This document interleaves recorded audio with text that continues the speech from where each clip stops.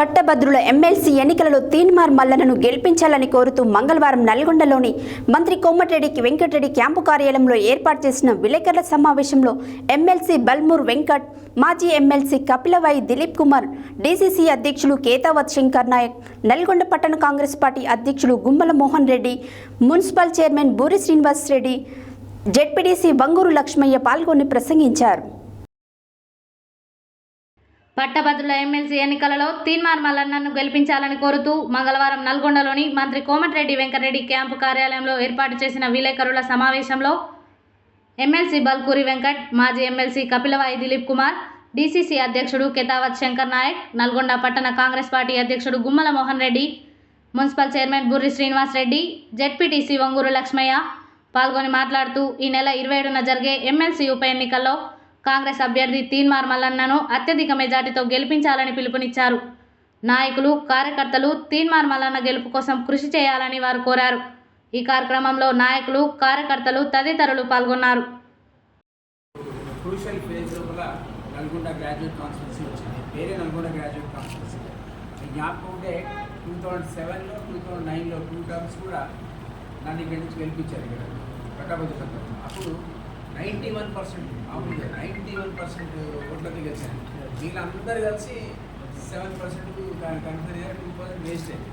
So అంత భారీ మ్యాడ్తో ఇప్పుడు మళ్ళీ కూడా గెలవాల్సిన అవసరం ఉందని మీ ద్వారా నేను అందరి గ్రాడ్యుయేట్స్కి అప్పీల్ చేస్తున్నాను.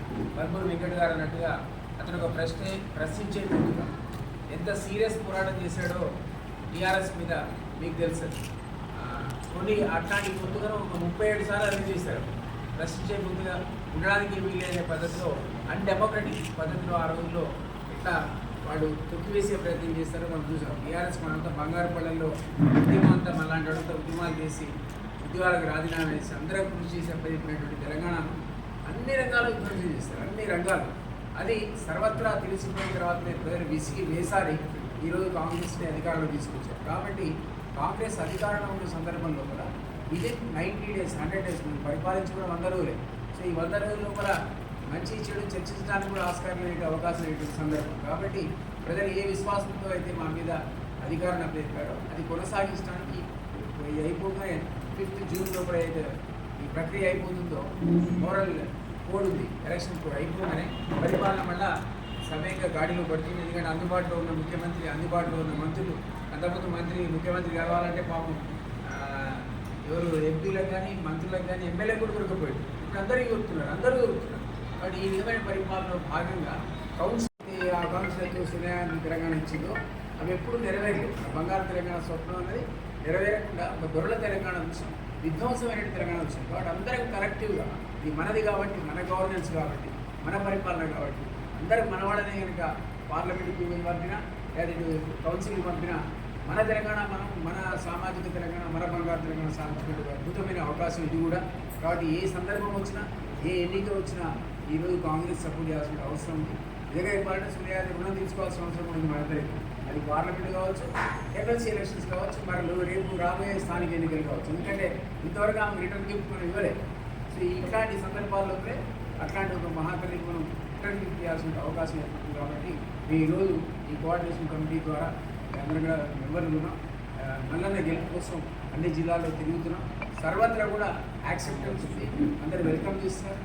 మల్లన్నకున్న పాపులారిటీకి తోడుగా ఈరోజు కాంగ్రెస్ పార్టీ మ్యాసివ్ స్ట్రక్చర్ ఆయన వెనుకుంది. కాబట్టి గతంలో ఏ విధంగా నాకు 91% వచ్చిందో నేనైతే 95% రావాలని కోరుకుంటున్నాను. సో ఆ విధంగా గ్రాడ్యుయేట్స్ ఓట్లు వేయాలని మీ ద్వారా గ్రాడ్యుయేట్ సోదరులందరూ కూడా అప్పీల్ చేసి సెలవు తీసుకుంటాను. Thank you. ఉద్యోగులు కానీ ప్రశ్నిస్తే వాళ్ళపైన అక్రమ కేసులు పెట్టి వాళ్ళని భయపెట్టి ఆ సమస్యని పరిష్కరించకుండా తప్పించుకున్న వ్యక్తి ఆయన. ఈరోజు బీఆర్ఎస్ పార్టీ, బీజేపీ పార్టీ రెండు కుమ్మక్కై మల్లన్న గారిని ఓడించడానికి కుట్రపూరిత వ్యాఖ్యలు చేస్తున్నారు. ప్రజలందరూ కూడా దీన్ని గమనిస్తున్నారు. తప్పనిసరిగా యువకులు ఏదైతే 317 సమస్య కానీ, జియో 46 సమస్య కానీ ఇవన్నీ కూడా క్యాబినెట్ సబ్ కమిటీని కూడా కాంగ్రెస్ పార్టీ ఏర్పాటు చేసింది. ఇవన్నీ సమస్యలను కూడా కాంగ్రెస్ పార్టీ పరిష్కరిస్తుంది.